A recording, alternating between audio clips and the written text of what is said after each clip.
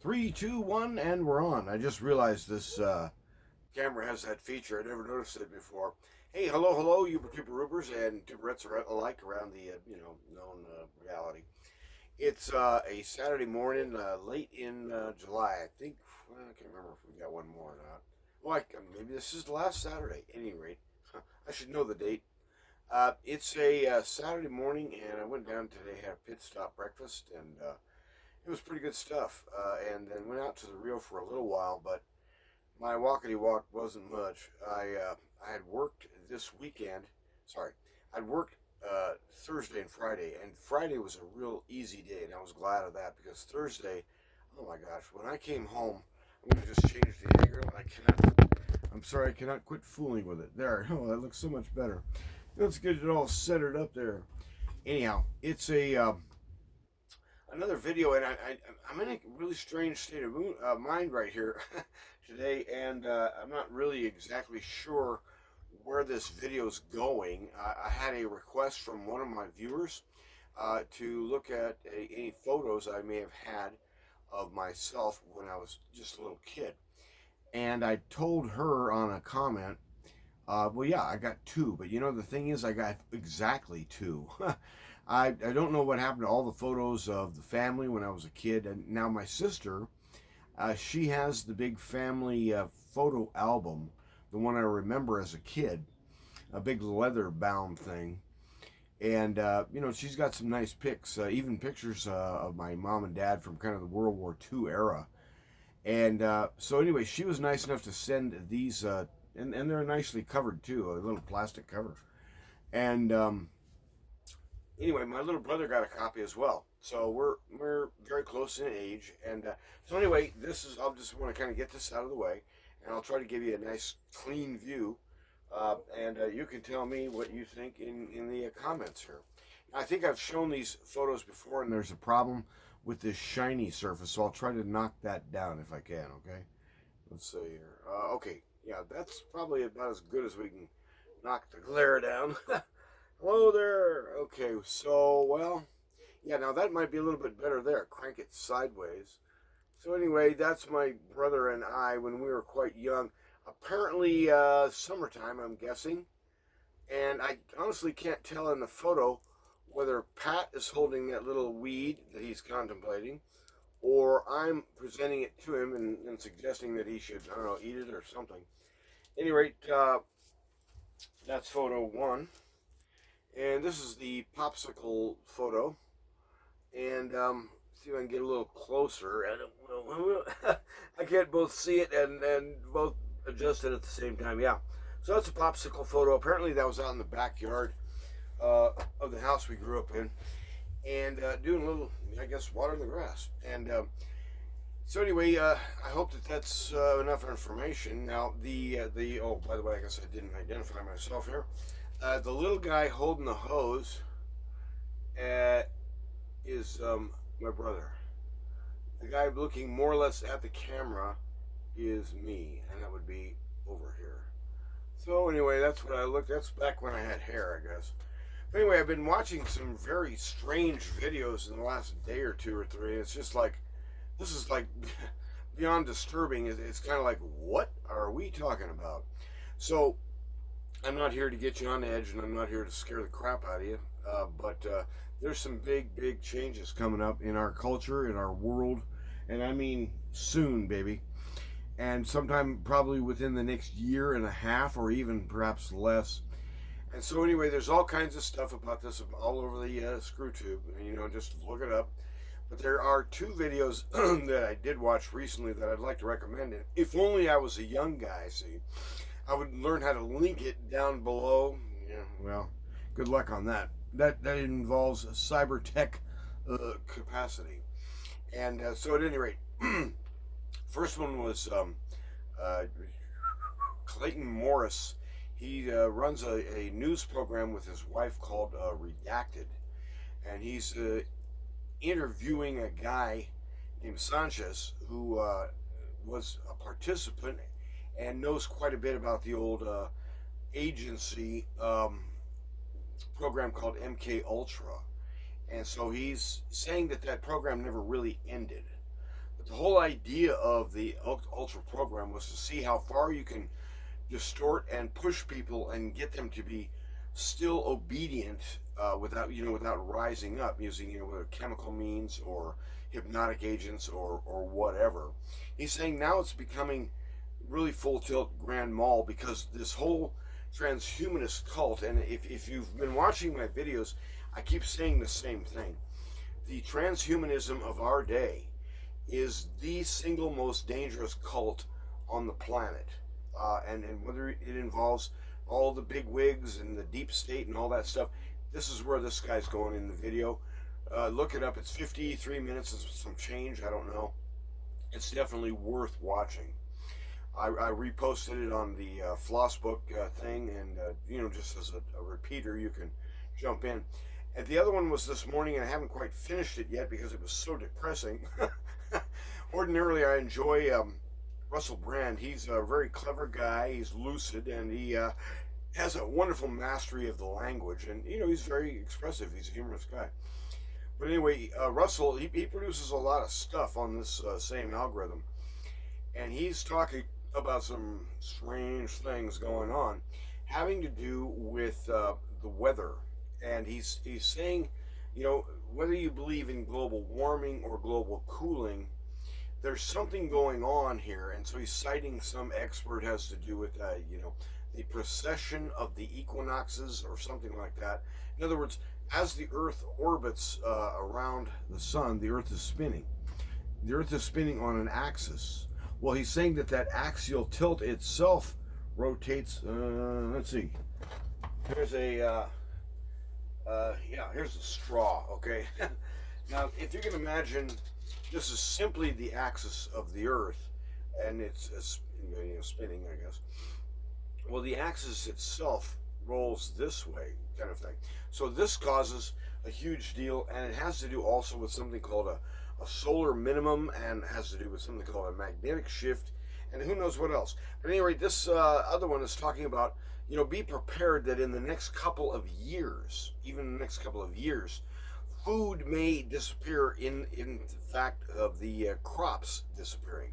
And I'm sitting there thinking to myself, that's odd that not a word of this is making it to the news. Meantime, back on the local news front, it's just pretty plainly depressing watching all the hokey pokey and shenanigans about this Epstein Files thing and all the footwork that's being done to try to kind of skip the fact that apparently Donnie and Jeffy were buddies, and probably he indulged. And so, what are we going to do here? In other words, the entire Trump train thing, the whole MAGA progress. Let's make the idea of halting the insane open borders policy of the last so-called administration. The idea of boys are boys and girls are girls. They will not be competing in each other's sports. Stuff like that. The guy had tremendous support from a lot of different people who were not ordinarily going to vote for a Republican, and he's folding like a cheap suit right now. And so I'm just sitting there thinking to myself, where's this going?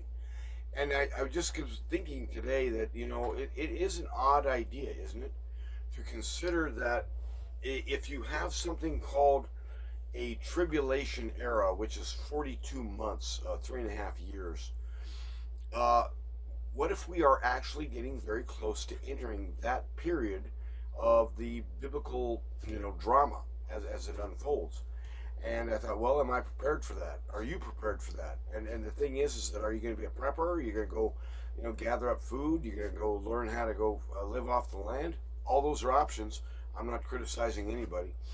But the thing is that I'm a city boy. I wouldn't know how to make a farm work if I had to. And, I've only gone hunting a couple of times, and it was really just because a buddy of mine wanted to go. And it's like, I didn't care one way or another. Because I told him, I said, well, if I nail a buck, we were aiming for deer. I said, what am I going to do with it? I live by myself, and I don't own a freezer. So at any rate, the the world may indeed be coming to a close. We don't know. So in other words, it's something to kind of lay around for a little while today and think, okay, so now what am I going to do instead as a result of that? Well, I guess I'll take the trash out. I could probably go pick some weeds in the front yard. Looks like that grass could use to be mowed yet again. And stuff like that. And I'm just sitting there thinking to myself, this is bizarre. And so it's a weird world we got going on. And I just wanted to pass on to you two ideas I had yesterday that I thought, well, maybe they're worth keeping, maybe they're worth kind of, massaging around in between. And so the first one had to do with in the Lord's Prayer, the way the thing begins is, our Father, so we're speaking to God the Father, who is in heaven, holy is your name. We're making an affirmation there. We're asserting something. Now, are we asserting that we know what the name is? Well, we would certainly hope so. As given to Moses, it comes out something like, in English, I am who am, or I am that am. But the short version of it is simply, I am, Yah. And so, do we remember that the name that we call him by is Yah, or Yahweh? And in Jesus' case, his name is Yahshua. I am who is salvation. That's his name. And when you kind of bust it out into English. So at any rate, we begin by this, and then we jump right into this riff about your kingdom. Your kingdom come, thy kingdom come, and thy will be done here as there. What? Here on earth as there in heaven. So our idea here, real briefly, is that remember what we've been talking about is that in the new creation, Jesus Christ enters the world.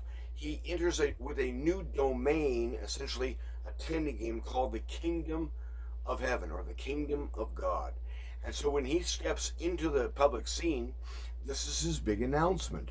Repent ye therefore, for the kingdom is at hand.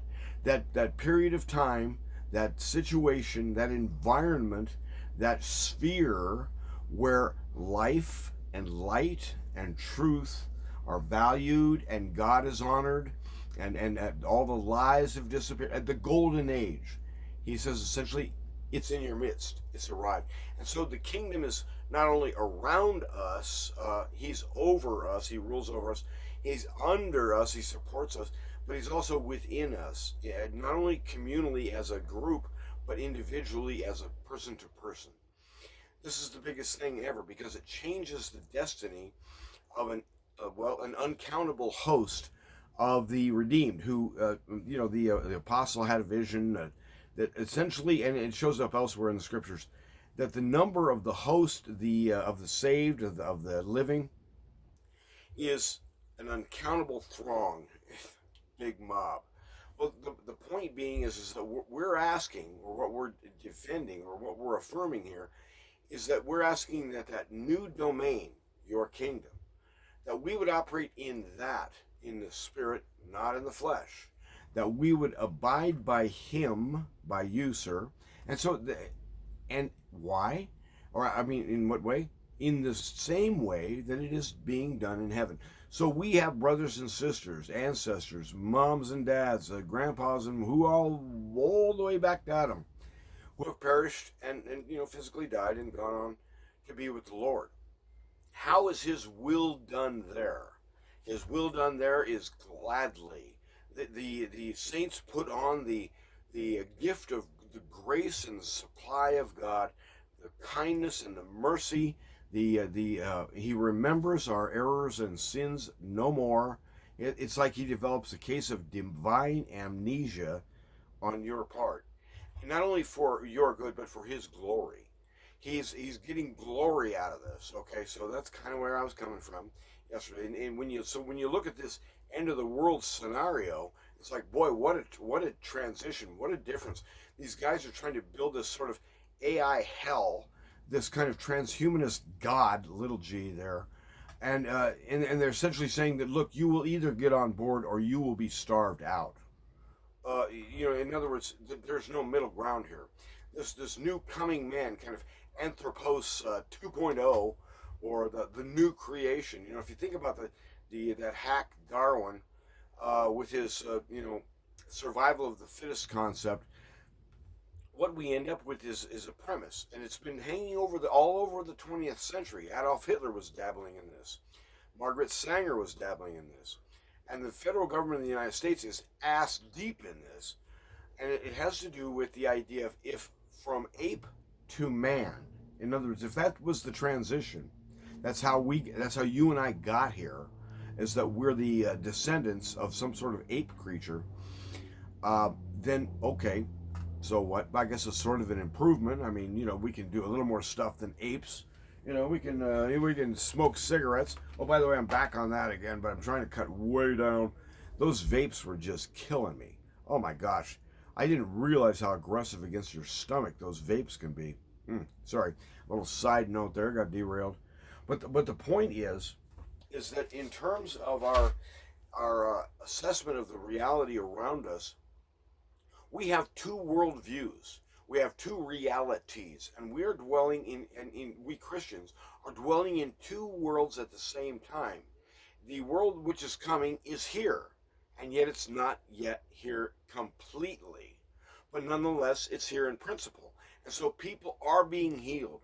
Their eyes are being opened. They're beginning to understand where there was darkness before. Now there's understanding. All kinds of good stuff is flowing out of this covenant of grace which God has established, the kindness, the gifts, the very life he opens for us. And so at any rate, we're asking we're asking that we as human believers down here would have the same kind of absolute confidence that your great granddaddy right now has in the presence of God. Does he believe he's loved? Oh yeah. Does he believe that he belongs there? Oh yeah. Does he believe that God has extended himself in order to display these things, that we might know something of his grandeur and his glory? And this would be to our profit. Does your great granddaddy know that? Oh yeah. In other words, they're flourishing in that presence of life and light and refreshment and healing. Jesus Christ is that way, man. He's the light of the world. And when he came into town, and you can see it in the New Testament, it was a magnet. Thousands of people would come up from around the area, from miles away, just to get next to this cat. I mean, and when he spoke authoritatively, by golly, people listened. And so the idea is there's that's kind of the cadence, the kind of the march step that we go. Put off the flesh, put on the spirit. Walk in the kingdom, not in the world. And so, I just kind of help maybe encourage you a little bit. If you think seriously about, well, if everything really is just going to turn to hell politically and socially in our world, what's the point? Why even keep going on? Because he's our goal. No man-made thing, no so-called paradise of human intention, no devilish scheme can begin to equal the good gift of life and life eternal in him. And so be strong in the knowledge that he has not forgotten you in these weird days.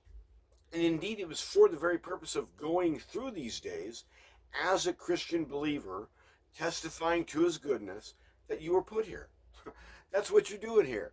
This is some of the most exciting time in history ever. Perhaps just like, the days prior to Noah, the wheels are falling off here, and yet salvation, it beckons, and it is in an absolute cut. There's no distinct, there's no contamination, there's no mixing of good and evil with him. The day of the flood came, and wham, that was the end of the evil. They were sent away. And so we have that premise to kind of encourage us and build us up that, hey, he still knows what's going on, right? So at any rate, I just wanted to finish up here, and this kind of more speculative stuff here a little bit.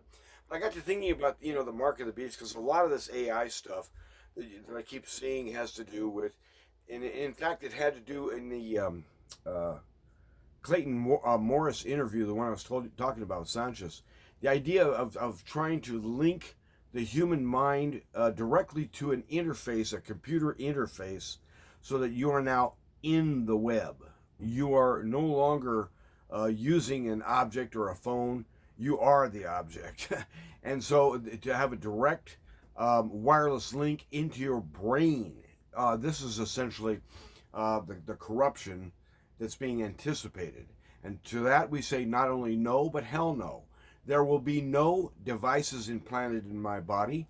I will not accept any new improvements suggested or enforced by the authorities. But at any rate, when we start talking about the end of the world and all this scary crap, inevitably the idea of the mark of the beast comes up. And I just thought about it the other day a little bit differently, and just pass this on.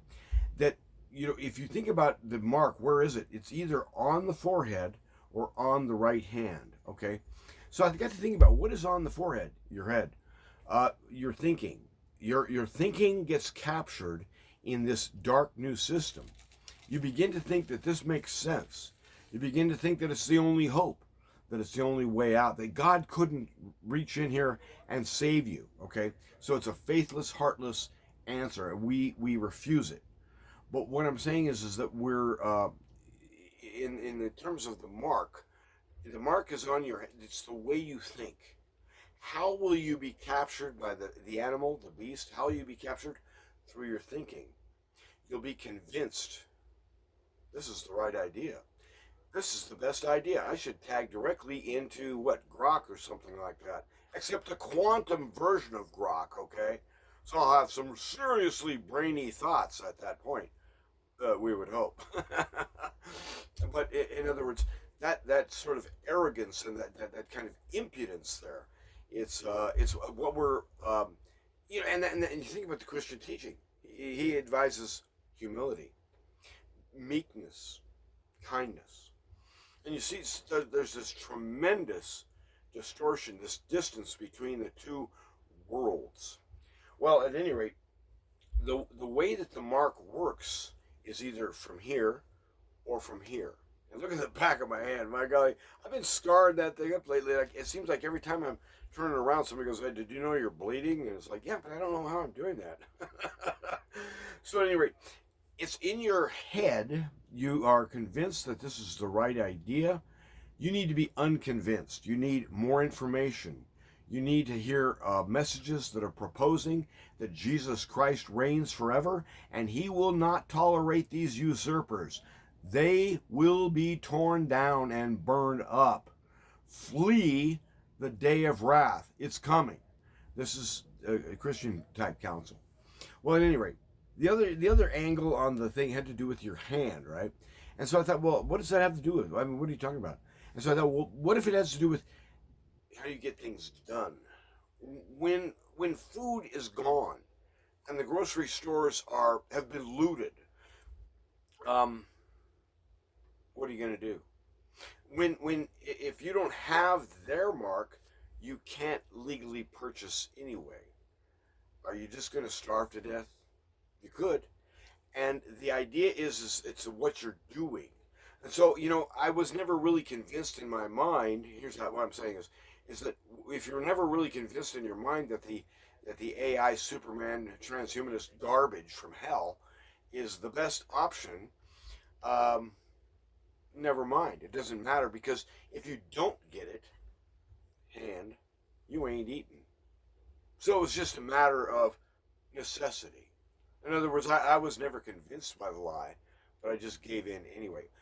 Neither option works in God's sight. That's all I was kind of getting at, is that there are going to be no excuses when the book says that whoever takes that mark shall indeed drink the wrath of God. They're not screwing around, okay? So, playing hardball here. So anyway, I just thought, kind of pass some of that, spooky, crappy stuff on. Because, I mean, it's a strange world that you and I live in.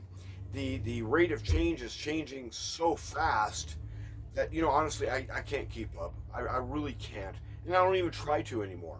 It's like, what's the point? But we know that in our time, in our future, he has the control, because he has the control now. He's always had it. And what we're looking for is the fulfillment not of the bad junk of the tribulation and the suffering and the beheadings and all that. So nobody's looking forward to that. But if those things do come, we will require courage to exist, and I mean tough it out to the end. This is about life and death, and we will be confronted with these things in our time. Our world is changing so rapidly that, in my opinion, within just 2 to 3 years, it may be unrecognizable. These AIs are ballooning all over the place. There's robots that are sprouting up all over the place, and they keep having these stories about AIs that are, blackmailing people and stuff. Who knows? So apparently, these AIs have learned our lessons as well. In the future, you're not in a zoo that's run by lunatics. You're in the hands of your Father, and He's placed you here as a light. You're to be the light for those around you. You root down, you read the Bible, hear it, understand it, get sound teaching, and don't settle for someone who says, I want to advertise the importance of the Word. It's very crucial that you listen to the Word, and then just leaves it at that. No, I want to know what the message is, Bubba. If you're telling me that God the Almighty spoke from heaven, then okay, you've done your advertisement, you've done your intro. Now, what is the message? What is the good news? And the good news is God wins big time, slam dunk. And we are on His side. We've been chosen by another for His glory and put here by His means. So we have good courage and kick ass and take names. How about that? And God bless you. And if you have any other requests down in comment land, feel free. Leave a comment. That's fine. And who knows, might even be able to answer those. But anyway, it is nice hearing from you who are viewers out there, and God bless you for watching. You've hung in with me for quite a while here, and don't give up yet, just not quite yet. I'm coming up on 67 here, and who knows if I'm going to make it to 70. I mean, if the world goes to hell in a handbasket, I just want to be the one who says, Jesus Christ be glorified in all things. He has changed my life. I tell you, I'm not the man I was. Supernatural power is entering His children around the world, and no one can stop Him. No one can roll Him back. No one can halt His kingdom. He has the victory. Rock on, baby.